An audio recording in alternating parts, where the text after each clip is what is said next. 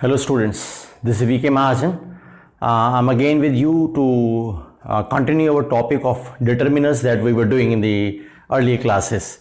Now what we say determiner, one type of determiner that we discussed A and the we were discussing in the last session. Now we talk about quantifiers, another type of this thing. Quantifiers, as the word itself tells you, it is talking about quantifier, means it's talking about quantity. So what the definition is written here is a determiner that works as adjective to describe quantity.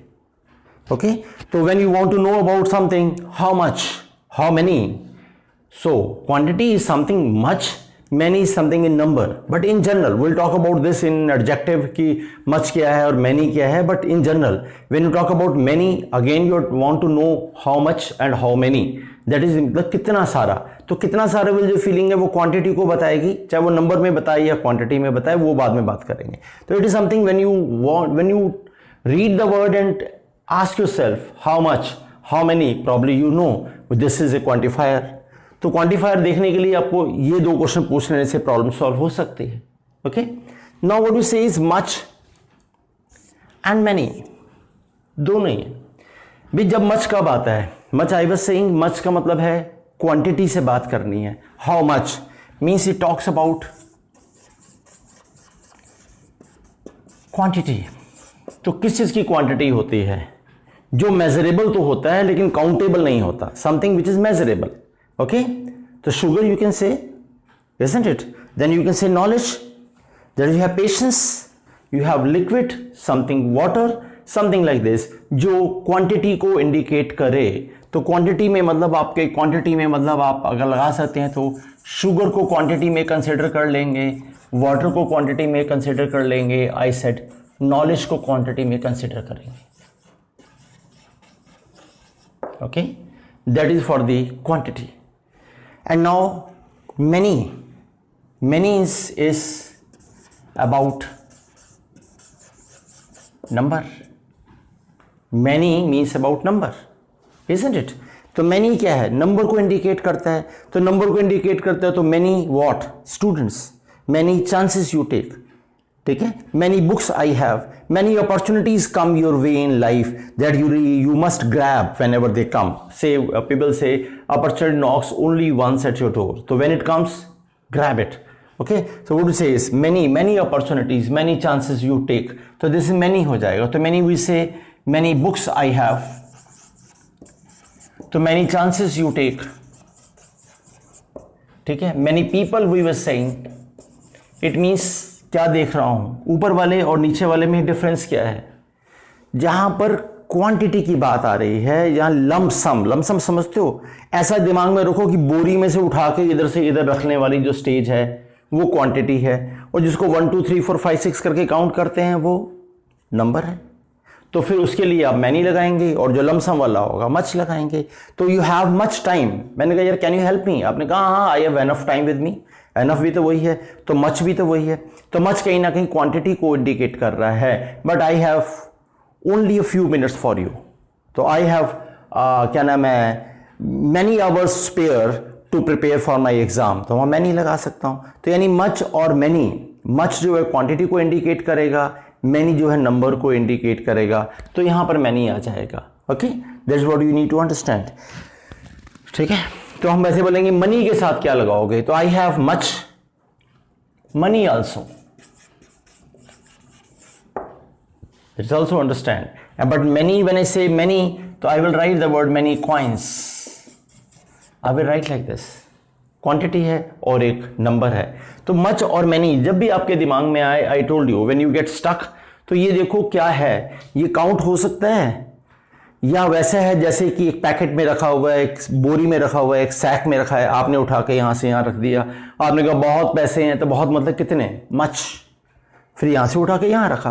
But आपने बोला मेरे पास $5 हैं, तो फिर 1 2 3 4 5, तो 1 2 3 4 5, तो $5 हो जाता है. वैसे आप काउंट करते हैं तो फिर वो नंबर्स में आ जाता है. Okay, then all. Now all is used for age, आप कैसे बोलते हैं, ऑल दी स्टूडेंट्स आप लगा देते हैं. ठीक है, एंड ऑल दी नॉलेज भी लगा देते हैं। इसका मतलब ऑल को आप कैसे यूज करते हैं? ऑल अगर आप यूज करेंगे तो फिर वो सिंगुलर के साथ भी यूज हो जाएगा और वो प्लूरल के साथ भी यूज हो जाएगा, इज़न्ट? नहीं, नहीं, आपने बोला था ऑल द स्टूडेंट्स,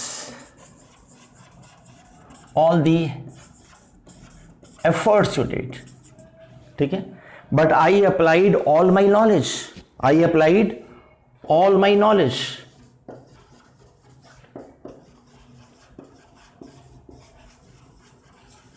तो फिर ये नॉलेज क्या है? नॉलेज तो अनकाउंटेबल है, तो यानी फिर वो क्या कह सकते हैं, वो सिंगुलर की तरह यूज हो रहा है, ये प्लूरल की तरह यूज हो रहा है, तो ऑल दोनों जगह पर यूज हो जाता है। पढ़कर पता चलेगा कि आगे कैसे यूज हो रहा है। बट हाँ, all hope that we had we lost because of this particular thing, all the hope you लगाएंगे नहीं, ऑल द एफर्ट्स भी लगा सकते हैं, and all my effort failed वैसे भी लगा सकते हैं। इसका मतलब यह है कि वो एफर्ट्स में भी लगेगा, एफर्ट में भी लगेगा, सिंगुलर में भी लगेगा, प्लूरल में भी लगेगा, ऑल द स्टूडेंट्स भी लगेगा। ओके, देन वी से ए नंबर ऑफ, ऑब्वियसली ये तो क्लियरली बता रहा है कि ये काउंट को बता रहा है, काउंटेबल है, और उसके साथ आप प्लूरल लगाएंगे। वी से a number of students have come, a number of students have come। तो आप a number of जब भी लिखते हैं, देखिए जब भी a number of लिखेंगे, a number of जब भी लिखेंगे इसके बाद हमेशा प्लूरल आएगा, ठीक है, ये तो है ही है। और लेकिन यहां पर हेल्पिंग वर्ब जो है वो भी आपको हमेशा प्लूरल का लिखना है। ओके, तो अ नंबर ऑफ चांसेस है ना, are there for you. Okay, तो a number of students have come आ जाएगा। एक चीज मैं और बताता हूं, थोड़ा सा ट्रिकी है लेकिन समझ लेते हैं। यहां पर I don't consider a young student of 6-7 class is dumb, समझोगे तो समझ आ जाएगा, लॉजिक है, और जो बड़े बच्चे हैं वो तो समझ ही सकते हैं। अगर मैं ऐसा लिखूं, सी the number of students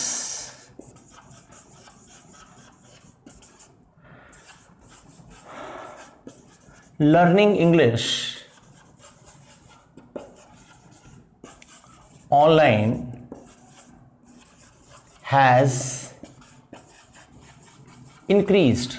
Now see this sentence, the number of students learning English online has increased। okay? ऊपर लिखा है ए नंबर ऑफ, यहां लिखा है द नंबर ऑफ, इसके बाद भी आप लिख यहां हमेशा प्लूरल रहे हैं, ठीक है, लेकिन यहां पर हेल्पिंग वर्ब मैंने यहां पर सिंगुलर लिखा है। क्यों भला? सेंटेंस ठीक है, जबकि आप कहोगे स्टूडेंट्स है तो फिर यह प्लूरल आना चाहिए। तो फर्स्ट सेंटेंस में सब्जेक्ट क्या है ये हम समझ लें। एंड सब्जेक्ट क्या होता है? Do you really know what is a subject? Subject is the doer.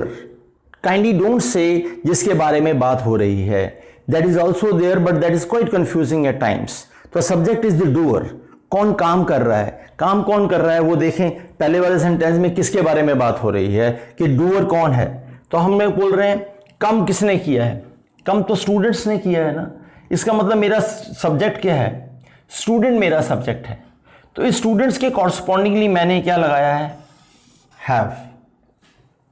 तो ये प्लूरल हेल्पिंग वर्ब हो गया बिकॉज मेरा सब्जेक्ट जो है स्टूडेंट्स निकल कर आया। बट नीचे वाले सेंटेंस में क्या सब्जेक्ट है? The number of students learning English online has increased. क्या सब्जेक्ट है नीचे वाले सेंटेंस में? Now when you see this, people से द नंबर ऑफ स्टूडेंट्स और द स्टूडेंट्स और व्हाट। अगर आप ध्यान से देखें तो ना तो नंबर ऑफ स्टूडेंट्स की बात कर रहे हैं, ठीक है, ना स्टूडेंट्स की बात कर रहे हैं, हम सिर्फ बात कर रहे हैं the number. The number has increased. What are you saying? The number has increased. किसका नंबर इंक्रीज हो गया है? स्टूडेंट्स का। टीचर्स का, गर्ल्स का, बॉयज़ का, यानी थोड़ी देर के लिए मैं इसको नहीं पढ़ूं और सिर्फ इतना पढ़ूं, द नंबर हैज़ इंक्रीज्ड। आप पूछेंगे किसका, तो मैं बोलूंगा the number of students learning English online has increased. It means मेरा सब्जेक्ट क्या है, I am talking about the number. ठीक है, तो यानी मैं द नंबर के हिसाब से मैंने हैज़ लगाना है। तो शॉर्टकट अगर आप दिमाग में रखें, I have told you the logic कि स्टूडेंट यहां पर प्लूरल है और स्टूडेंट मेरा सब्जेक्ट है, इस केस में नंबर मेरा सब्जेक्ट है। बट एक दिमाग में बात रखो, आप लॉजिक लगाते रहो, एग्जाम में पढ़ते रहो अपनी बुक्स में, ए नंबर के बाद आप हमेशा प्लूरल हेल्पिंग वर्ब लिखिए, और जब भी आपको द नंबर लिखा हुआ मिलेगा नोट करते रहिए।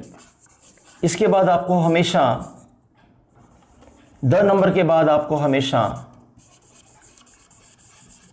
सिंगुलर हेल्पिंग वर्ब लगाना होता है। द नंबर के बाद आपको हमेशा सिंगुलर हेल्पिंग वर्ब लगाना होता है। I suggest to all my young students that when you read any literature book, kindly don't rush, don't do the superficial reading. I always have been saying read between the lines, read slow, let the words sink in. आप उसे imbibe करिए, gradually धीरे धीरे आपके दिमाग में आता रहेगा। अगली बार ये रूल मैंने पढ़ा दिया है, when you read your book slow you realize writer has written a number के साथ प्लूरल, द नंबर के साथ सिंगुलर, ऐसा लिखा है। And once you realize this what happens is, फिर आपको रटना नहीं पड़ता। लोग कहते हैं ग्रामर के रूल रटने हैं, रटने नहीं है, यहां समझ लिए हैं। Now we relate when we read newspaper, when we read our literature book, अपने आप दिमाग में आने लगता है, ओ यार ये ऐसे पढ़ा था, बस हो गया। And that is what the case is. Okay, so that's what I told you, a few of the quantifiers, rest I will discuss. Kindly revise it in the meantime. I will discuss this with you, the rest of the things. Now as you have understood a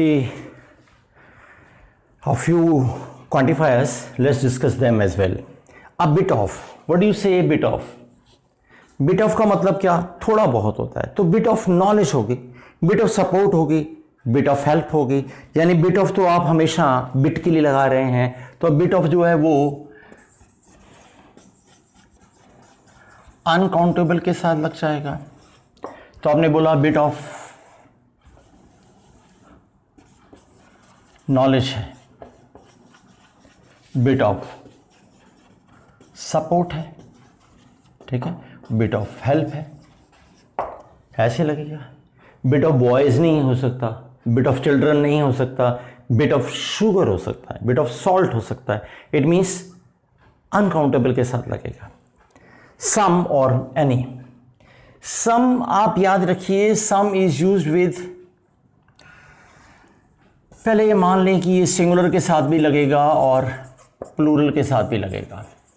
से like that, some hope, some knowledge,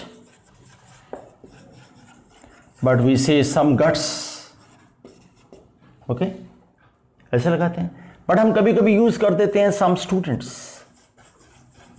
we use some sweets. I will come to this a little while later, but we say like this only, some sweets. ठीक है, तो सम singular के साथ भी लगता है और प्लूरल के साथ भी लगता है।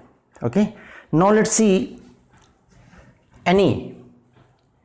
एनी कब लगता है? Any is used with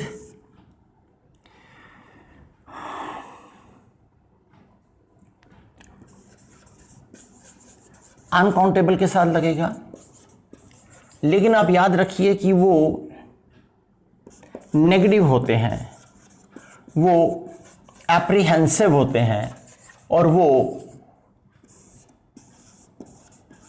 question वाले होते हैं, पॉजिटिव सेंस में नहीं लग रहा होता। ठीक है, भी कुछ तुम्हें थोड़ी बहुत नॉलेज है कि नहीं है, तो do you have any knowledge, some knowledge नहीं, do you have any money left with you.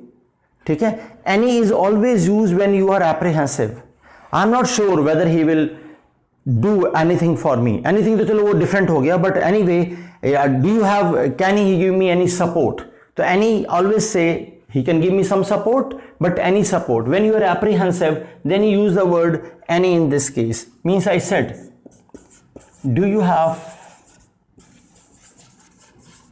any sugar left any आ जाएगा, ठीक है। तो एनी आपको नेगेटिव फॉर्मेशन वाले सेंटेंसेस में, इंटरोगेटिव वाले में, जहां पर you are apprehensive, you are unsure kind of thing, वहां पर आप एनी लगाते हैं, ठीक है। I am not sure whether he will give me any help और नॉट, एनी हेल्प और नॉट, सम नहीं लगाइए, एनी हेल्प और नॉट। तो एनी जो है जुड़ा, जो अनश्योरिटी वाले केस में आप एनी लगा देते हैं, वहां पर एनी लगाइए, okay. That's what the cases. वो एनीथिंग मैंने बोला तो वो तो वन थिंग के लिए बात होगी, एनी इन जनरल हम बोल देते हैं, okay. That's what the cases. But यहाँ एनी मैं जो कहना चाह रहा हूं वो अनकाउंटेबल के साथ लगेगा, एप्रीहेंसिव वालों, नेगेटिव वालों के साथ लगेगा, और क्वेश्चंस जिसमें आ रहे हैं उनके साथ एनी लग रहा होता है, okay. Now suppose I tell you कि यार मुझे थोड़े से कॉइन्स देना, सपोज आई से दिस टू यू कि मुझे थोड़े से कॉइन्स देना, what do you say? Translation, you say give me, क्या? Give me some coins is the normal answer people से।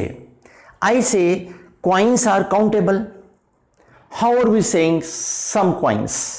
दो आई सेड कि सम स्टूडेंट्स हो जाता है, सम स्वीट्स हो जाता है, I will come to this a little later, but I say coins के तो कहीं ना कहीं काउंटेबल होते हैं, सम नहीं लगाना चाहिए, तो आपको लगाना चाहिए फ्यू, isn't it? क्योंकि दे आर काउंटेबल। तो आई से कि हमें लिखना चाहिए फ्यू। फ्यू जो है वो काउंटेबल होता है, दिस यू नो वेल। और लिटिल जो है वो आपका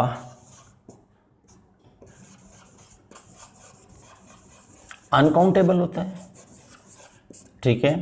तो यानी फ्यू कॉइन्स हो जाएगा और लिटिल शुगर हो जाएगा। अब आप कहोगे कि सम शुगर भी तो लिखा है ऊपर, नहीं मैंने नहीं लिखा, बट हाँ सम शुगर भी हो सकता है, सम स्वीट्स भी मैं कह रहा हूं, और फ्यू स्वीट्स भी हो सकता है। तो फिर आप कंफ्यूज हो जाओगे कि यार ये क्या है, मतलब फ्यू लगाऊं या सम लगाऊं, कैसे लगाते हैं? तो मैं कहता हूं कि I had say like that, now listen to me, I had say 20 sweets with me, okay. I gave some to my friend and some to my sister. अब वो सम क्या है? सम मतलब एक लम सम है, आपने इतना उठा के उसे दे दिया। ये जो आप दे रहे हो सम, ये कितना है मुझे नहीं मालूम, ये मुझे मालूम है कि वो स्वीट्स या वो कॉइन्स या जो भी चीजें थी, बॉल्स थी या पेन्स थे, वो काउंटेबल तो थे, लेकिन वो थे कितने? वो मुट्ठी भर के थे, तो वो सम थे। सम मतलब काउंट करके नहीं बता सकते। अभी भी आप काउंटेबल चीज को लमसम में उठाकर उधर दे रहे हो तो सम आ जाता है, लेकिन कहीं अगर टिपिकली काउंट करके बात करोगे तब आप फ्यू करके लगाओगे, ठीक है। और क्या, जब पॉजिटिव टोन में बात करोगे तब आप लिटिल को यूज करोगे, तब आप शुगर को यूज नहीं करोगे, तब आप सम को यूज नहीं करोगे, तब आप लिटिल को यूज करोगे। Okay, I'll explain a little more, then you will be able to see the difference between some, few and little. I think in the 5 minutes, 10 minutes you will understand this. कि what is the criticality which I want to tell you. Probably आपके दिमाग में ना आए, लेकिन बाद में आएगी। I want कि इस वीडियो में आप देख लें और समझ लें, ठीक है। बाद में जब पढ़ें तो it should strike your mind. वहाँ क्वेश्चन रेस होना चाहिए, यार ये कैसे है, ओके ये ऐसे पढ़ा था, ये ऐसे है। अगर आप तब इस वीडियो को रिलेट कर पाओगे, इसका मतलब you have imbibed the knowledge, you have gained something. लेकिन वहां पर भी ये यहाँ लिखा होगा, क्यों लिखा होगा ये आपको आना चाहिए। सपोज कल आप कुछ अपनी तरफ से लिखना चाहो तो क्या होगा, when you right an article and all, अब आप वहां सम लिख दोगे, टीचर को एनी चाहिए था, एनी लिख दोगे, वो टीचर नंबर नहीं देगी, फिर आप कहोगे टीचर ने मार्क्स नहीं दिए। भाई teachers also know lot of English, they are looking for the right word at the right place, okay, तो learn it accordingly. What do you say? अभी ये मैं कंसिडर करके चल रहा हूं कि few काउंटेबल है और little अनकाउंटेबल है, ठीक है। अब मैंने आपसे बोला था कि मुझे थोड़े से कॉइन्स देना, standard question which I asked to my students कि मुझे थोड़े से कॉइन्स देना, तो आप क्या बोलते हो? गिव मी, अब सम कॉइन्स नहीं बोल सकते, तो आप बोल रहे हैं गिव मी फ्यू कॉइन्स, या give me a few coins, या give me the few coins. क्या बोलूंगा? फ्यू कॉइन्स बोलूंगा, ए फ्यू कॉइन्स बोलूंगा, या द फ्यू कॉइन्स बोलूंगा? ये मुझे समझना होगा कि मुझे एग्जैक्टली क्या लगाना है। Few, a few and the few, अगर आप इसे समझ जाते हैं तो प्रॉब्ली काफी काम आसान हो जाता है। फ्यू मीन्स, आई से फ्यू मीन्स और few means hardly any है, ये नेगेटिव होता है। ए फ्यू का मतलब होता है ए बिट ऑफ, और द फ्यू का मतलब होता है whatever one has, the whole we say, means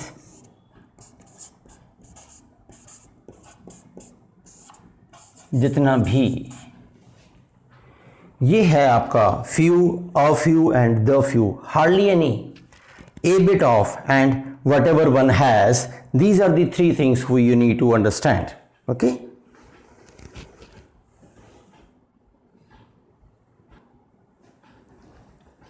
so let's understand now what, let's understand this few, a few and the few, little, a little and the little. I told you few means hardly anything, almost nothing, and a bit of is something, and whatever one has is the few. When I say few means almost nothing, hardly anything does not mean nothing. No नहीं है, chances बहुत ही poor हैं, आप ऐसा कहना चाहते हैं। Okay, now what we say is, you came to me, you told me, give me a few coins please. We say a few coins. आपको थोड़े बहुत coins चाहिए थे, आप पॉजिटिव नोशन में बात कर रहे हैं, मैंने लिखा है ये पॉजिटिव होता है। Give me a few coins please. Okay, अगर आप बोलते हैं, कहते do you have any coins left with you, any coins left with you, negative tone में, एप्रीहेंसिव वाले में एनी लगाते, सम नहीं लगाते वहां पर, बट एनी लगाते। Now give me a few coins please. Now मैंने कहा यार देखता हूं, मुश्किल लग रहा है, चांसेस तो नहीं है, बट फिर भी देख लेता हूं, यानी मैं ऑलरेडी नेग्लिजिबल की तरफ जा रहा हूं, नो नहीं कह रहा हूं। अगर मैं नो कहना होता मैं तो I have no coins, simple हो जाता, पर मैं क्या कह रहा हूं कि देखता हूं। तो what I am saying is almost nothing, sorry I am left with few coins now, hardly any, chances कम लग रहे हैं।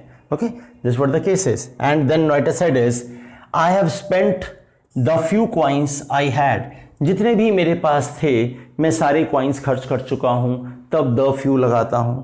ए फ्यू पॉजिटिव नोशन में लगाता हूं, सिर्फ फ्यू नेगेटिव में लगाता हूं। बोलते वक्त आप लोग बॉदर नहीं करते, it really makes difference, but आप लोग थोड़ा स्मार्ट इंग्लिश बोलते हो, that is all right, but smart English and good English is a difference. Okay, तो you really need to be very focused.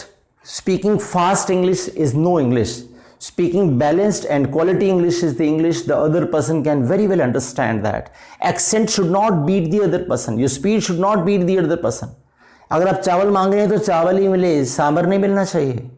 It means the other person should be able to understand what you're trying to say. It has to be very good English, balanced, articulate, full of grammar, vocabulary, everything. ठीक है, बाकी आपकी मर्जी है. ठीक है, वो water मांगना है, सपोज आप कहें किसी को वाटर दे दीजिए, क्या कहेंगे? Give me a glass of water, get me glass of water, fetch me glass of water, कुछ भी कहिए, आप इशारा कर दीजिए, पानी तो मिल ही जाएगा. आप सोफे पे ऐसे पड़ जाइए, हालत खराब है, तब भी पानी मिलेगा. लेकिन it is all language, but appropriately speaking, fetch me glass of water, you go and get it, that is appropriate saying. Give me glass of water तो नहीं कह सकते, but give me water bottle to the shopkeeper कह सकते हैं, because give कब होता है? जब आपके पास होता है तभी तो आप गिव करते हो, नहीं. तो जो टीवी के सामने घर में बैठा है वो पानी रखकर तो बैठा नहीं है, इसका मतलब उसे किचन में जाना पड़ेगा, लेकर आना होगा. तो यानी I should have said get me glass of water की जगह पर मैं बोलूंगा fetch me glass of water.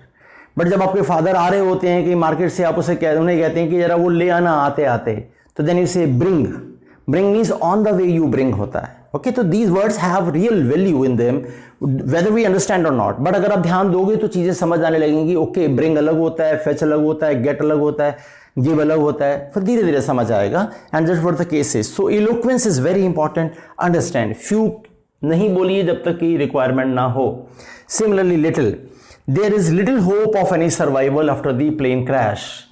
Little hope मतलब उम्मीद कम है. कोई प्लेन क्रैश हो जाता है, गवर्नमेंट ट्राई करती है 2-4-5-7 दिन, हेलीकॉप्टर घूमते रहते हैं. Suppose they don't find anything else, then what do say? Surrender, कि यार नहीं हो रहा, चांसेस बहुत ही कम लग रहे हैं, बहुत ही कम लग रहे हैं, देयर इज लिटिल होप आ जाएगा. Then we say the doctors are still is giving you positive notion. यहाँ sorry was giving you negative notion. तो still a little hopeful after the surgery, it means अभी भी उन्हें उम्मीद है थोड़ी बहुत, अ लिटिल आएगा। The little, what ever the little knowledge of computers I had help me in getting this job, जितनी भी थोड़ी बहुत मुझे नॉलेज थी उसने मेरी मदद की ताकि मुझे ये जॉब मिल पाए। It means what ever the little knowledge, then I am using the word the little. I am using only little. I am using a little. Hope you understand. Okay. Give me the little water you have in the bottle. Sorry.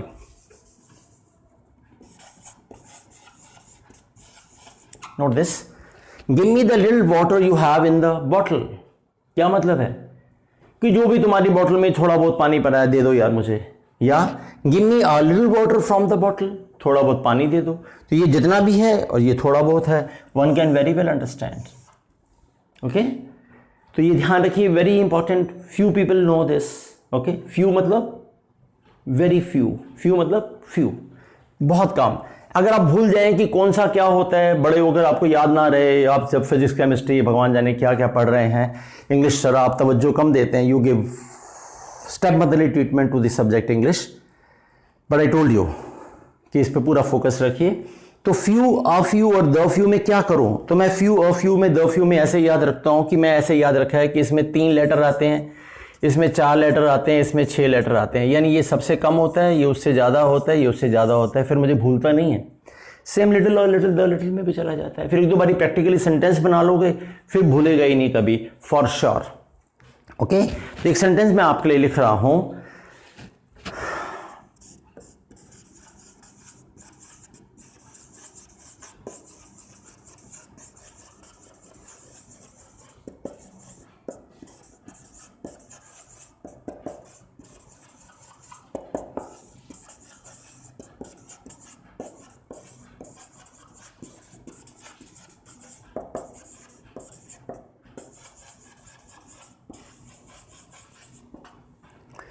There is hardly anything to see in this fort, so a few tourists come here.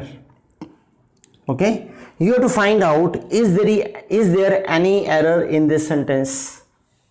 आपने इसको editing भी कर सकते हैं, इसको omission भी कर सकते हैं, इसको जैसा मर्जी चाहो कर सकते हैं। बस आपको ये बताना है कि इसमें कुछ एरर है या नहीं। अगर नहीं होती तो फिर आपको डी लिख देना होता है। जो कॉम्पिटिटिव एग्ज़ाम्स होते हैं उसमें वो इस तरीके से देता है।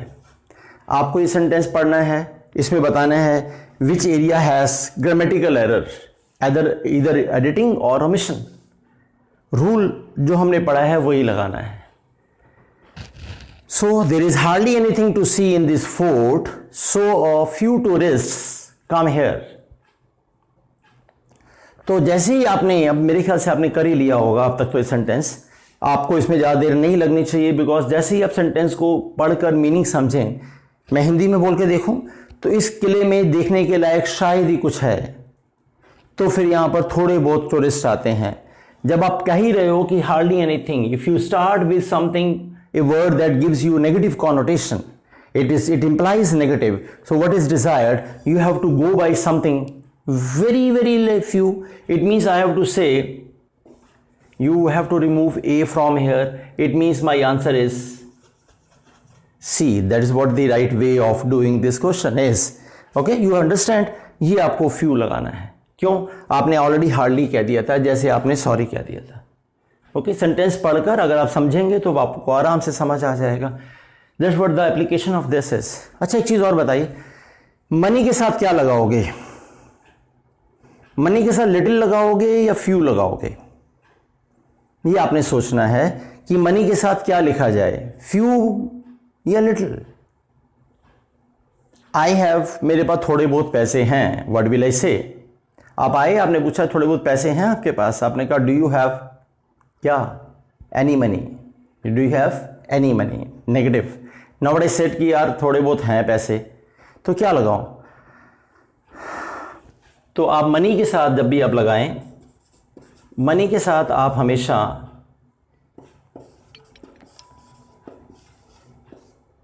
लिटिल लिखें। I have a little money to spare for you, a little money. Okay some भी लिख सकते थे, लेकिन वो बात अलग है, हमने कहा था एक पार्ट में से निकाल के देते हैं। लेकिन फ्यू लिखूं या लिटिल लिखूं, तो मैं कह रहा हूं कि लिटिल लिखूंगा, बिकॉज वो क्या, अ लिटिल मनी। आप उसे फ्यू में मत लिखिए, आपको लग रहा है कॉइन्स हैं, आपको लग रहा है रुपीस हैं। See the denominations of money are countable, but money word itself is uncountable.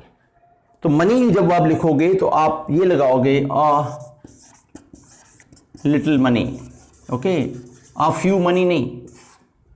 दो when I ask students the question, the notion in your mind comes about rupees, coins, dollars, pounds and all this thing, तो आप few बताने लगते हो। लेकिन बोलकर देखिए money की बात कर रहे हैं। मनी वैसे ही है जैसे वाटर है, जैसे लिक्विड है, जैसे पेट्रोल है। ओके इसका मतलब मनी के साथ आप लिटिल लगाएंगे, बट हाँ उसके डिनोमिनेशंस जो होंगे उसके साथ आप फ्यू लगाएंगे। ये आपने याद रखना है।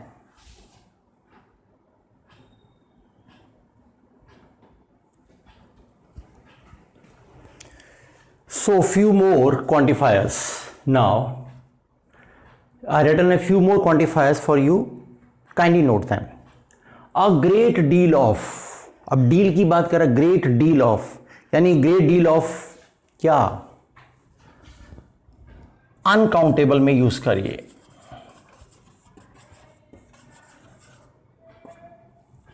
A great deal of effort, ठीक है, a great deal of force, impact means uncountable entity के साथ a great deal of, a great deal of people नहीं लगा सकते, ए नंबर ऑफ पीपल लगा सकते हैं, ठीक है, लेकिन a great deal of effort लगा सकते हैं, a great deal of knowledge लगा सकते हैं, ए ग्रेट डील ऑफ अर्ज बोल सकते हैं, वहां पर लगा सकते हैं। ऐसे केस में अब अनकाउंटेबल होना चाहिए। बट जैसे ही हम आ जाते हैं ए लार्ज अमाउंट ऑफ, तो फिर भी ये खुद ही में बोल रहा है कि भैया ये अमाउंट है, तो ये डील जैसा ना हुआ, तो it means it is also uncountable, means a large amount of force. Okay that's what we say. तो लार्ज अमाउंट ऑफ फोर्स, तो फोर्स जब आप लगा रहे हो तो वो पुश है, फोर्स है, नॉलेज है। आप क्या बोल रहे हैं, ये जो इम्पैक्ट है ये सारे के सारे अमाउंट को बता रहे हैं, तो अमाउंट तो अनकाउंटेबल होना चाहिए, you know it well. And large quantity of, तो क्वांटिटी भी फिर वही हुई, क्वांटिटी भी कहीं ना कहीं अनकाउंटेबल ही है। ऑफ शुगर हो सकता है, नहीं, लार्ज क्वांटिटी ऑफ शुगर नहीं, तो वहां से लगाएंगे लार्ज क्वांटिटी ऑफ वाटर, लेकिन लार्ज क्वांटिटी ऑफ स्टूडेंट्स नहीं लगा सकते, ठीक है, तो वहां पर हम लगाएंगे अनकाउंटेबल के साथ। लेकिन अगर स्टूडेंट्स लगाना होगा तो फिर नंबर लगाऊंगा, इसका मतलब फिर वो काउंटेबल में हो जाएगा। अब तो मेरे ख्याल से आपको समझ ही आ रहा है कि नंबर आ रहा है तो इसका मतलब काउंटेबल होना चाहिए। तो a large number, a great number of क्या, स्टूडेंट्स।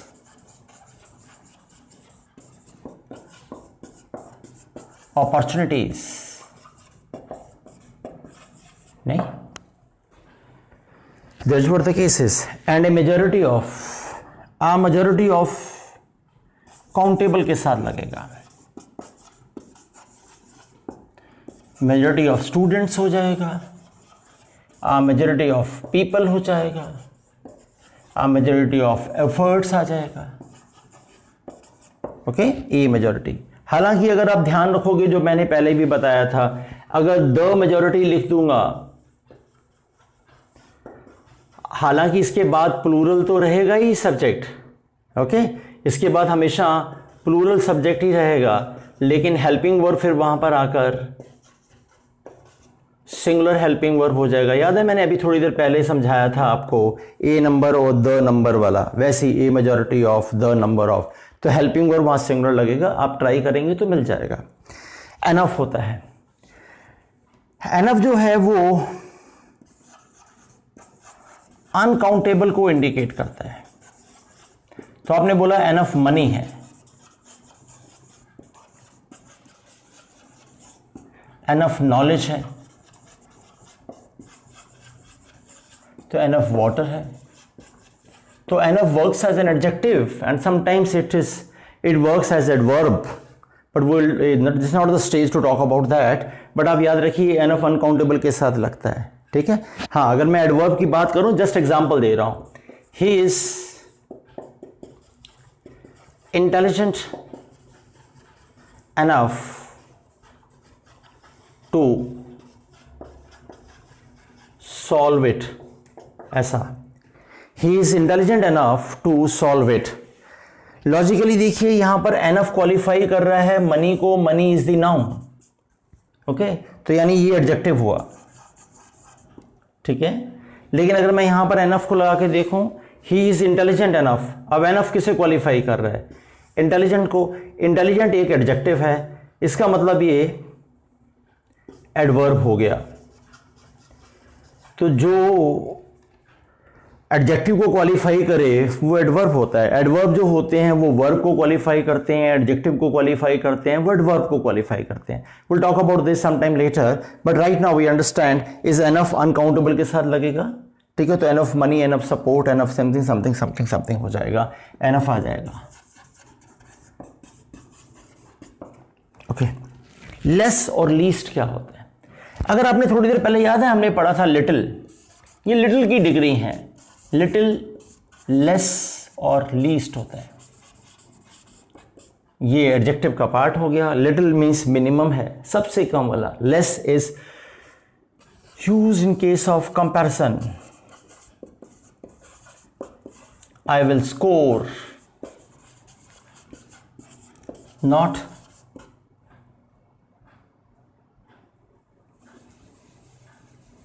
I will score